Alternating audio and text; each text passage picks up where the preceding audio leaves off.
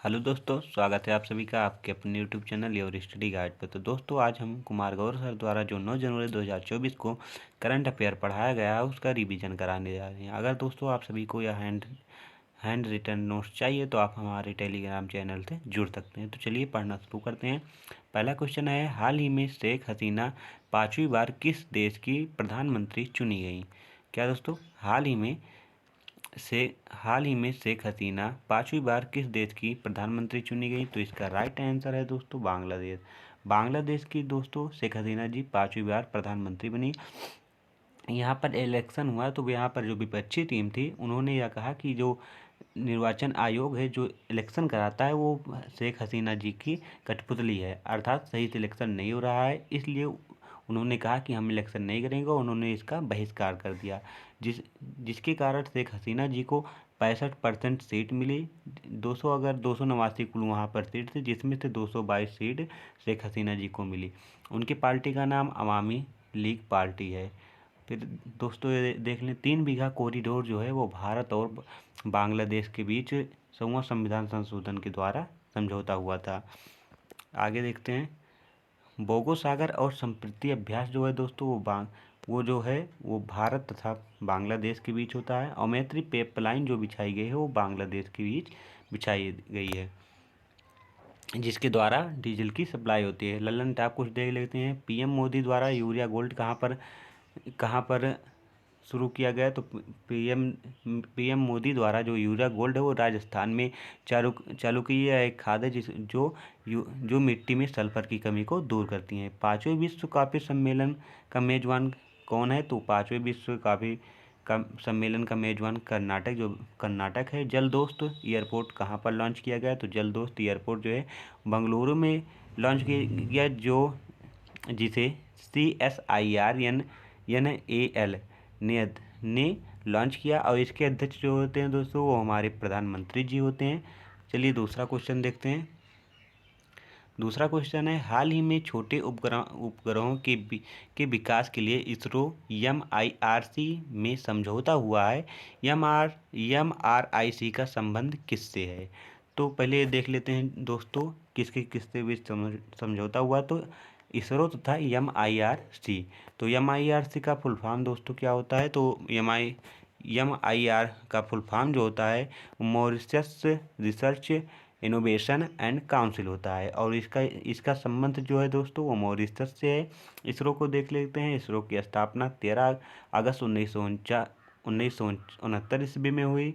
और इसरो द्वारा जो दोस्तों अभी 2023 और 24 में जो मिशन भेजे गए हैं किस रॉकेट के द्वारा भेजे गए हैं उसे देख लेते हैं। तो पहला हमारा है जो पहला PSLV C57 के द्वारा दोस्तों ये आदित्य L1 लॉन्च किया गया, जो 6 जनवरी 2024 को अपने L1 पॉइंट पर पहुंच चुका है। उसके बाद PSLV C58 एक्सपोसेट और प्लस POEM-3 लॉन्च किया गया। उसके बाद फाल्कन नाइट रॉकेट के द्वारा GSAT-20 लॉन्च किया गया। अब आगे देखते हैं, चलिए दोस्तों। इसके बाद है, हाल ही में भारत के पहले मानवयुक्त सागर मिशन के लिए कौन सी पनडुब्बी का प्रयोग किया गया है? तो यहाँ पर इसका राइट आंसर मत्स्य 600 हो गया है दोस्तों। फिर उसके बाद हमारा क्वेश्चन नंबर 3 है, वो क्या है? हाल ही में बिम्स्टेक महासचिव पद पर नियुक्त होने वाले प्रथम भारतीय कौन है? तो इसका राइट आंसर जो है दोस्तों वो है इंदिरा मणि पांडे जी हैं। और यह बिम्स्टेक का मुख्यालय जो है वो ढाका में है। चलिए दोस्तों आगे अगला। इसके बाद देश का पहला यूनिटी मॉल कहाँ पर स्थापित होगा? क्या दोस्तों, देश का पहला यूनिटी मॉल कहाँ पर स्थापित होगा? देश का पहला यूनिटी मॉल उज्जैन में स्थापित होगा। यहाँ पर हर राज्य के जो प्रसिद्ध उत्पाद होंगे वो सभी इस यूनिटी मॉल में मिलेंगे। फिर उसके बाद 21वें गोल्डन ग्लोबस अवार्ड 2024 में सर्वाधिक निर्देशक मोशन पिक्चर का पुरस्कार किसे मिला है? तो पहले दोस्तों ये देख लें कि गोल्डन ग्लोबस अवार्ड 2024 में की शुरुआत कब से हुई? तो इसकी शुरुआत 1944 ईस्वी से हुई। यह स्थित कहाँ पर है? यह कैलिफोर्निया में स्थित है।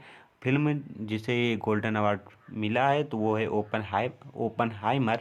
और इसके बेस्ट डायरेक्टर जो जो पूछा गया प्रश्न में, उसका अवार्ड जो है क्रिस्टोफर नोलन को मिला है, तथा बेस्ट फिल्म का अवार्ड ओपनहाइमर को मिला है, तथा बेस्ट एक्टर का जो अवार्ड है वो सिलियस मर्फी को मिला है।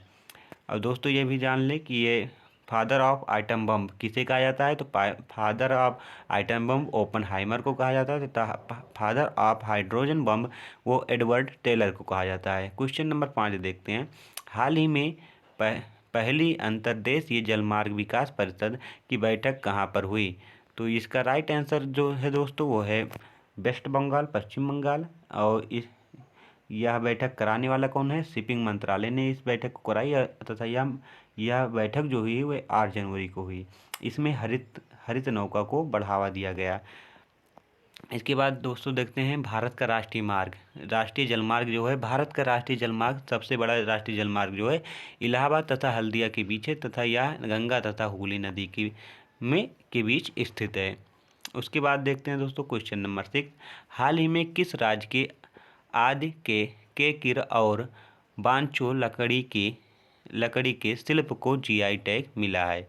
क्या दोस्तों, हाल ही में किस राज्य के आदि के किर और बांचो लकड़ी के शिल्प को जीआई टैग मिला है, तो इसका राइट आंसर जो है दोस्तों वो है अरुणाचल प्रदेश।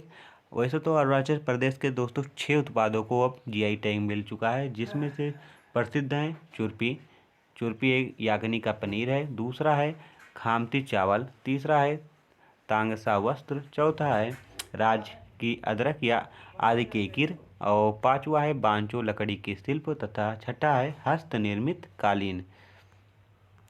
अब चलिए दोस्तों अरुणाचल प्रदेश से रिलेटेड कुछ जो क्वेश्चन है उसे देख लेते हैं। वो क्या, अरुणाचल प्रदेश के सीएम जो हैं वो पेमा खांडू है, तथा इसकी स्थापना जो है 1987 ईस्वी में हुई, तथा इसकी राजधानी जो है वो ईटानगर है। तथा यहाँ पर जो दो इम्पॉर्टेंट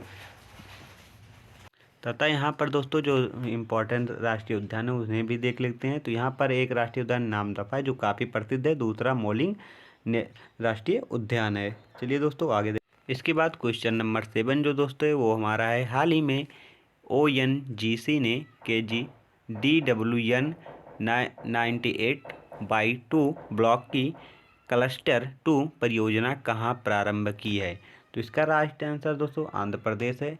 और यहाँ पर जो KGDWN 98/2 है वह कृष्णा तथा गोदावरी के बेसिन पर स्थित है।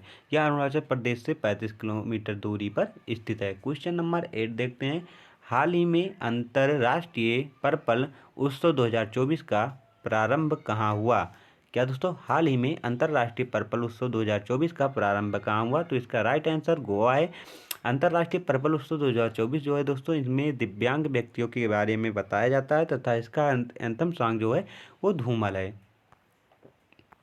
अब क्वेश्चन नंबर 9 देखते हैं। हाल ही में कुंभ मेले के बाद देश का दूसरा सबसे बड़ा गंगा सागर मेला कहाँ प्रारंभ हुआ। क्या दोस्तों, हाल ही में कुंभ मेले के बाद देश का दूसरा सबसे बड़ा गंगा मेला कहाँ पर प्रारंभ हुआ, तो इसका राइट आंसर है दोस्तों वो है वेस्ट बंगाल माने पश्चिम बंगाल। पश्चिम बंगाल में गंगा सागर मेला जो है वो सागर द्वीप पर मतलब मनाया गया।